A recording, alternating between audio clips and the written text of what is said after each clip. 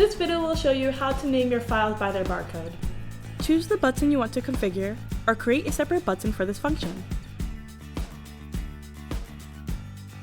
Tap on Scan Settings, and next to File Name, tap Document 1. Enable Barcode Value, and set the type of barcode. If it's different barcodes, scroll down and select Auto 1D. Then, choose the position and filter. When you enable barcode value for the file name, the quality must be at a minimum of 300 dpi. When the scanner is done processing your documents, the preview window will show the files are separated by color at the top. You can preview your scan and make any necessary edits before saving to the desired destination.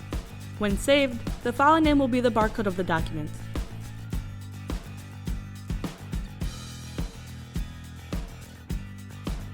Scanning done easy!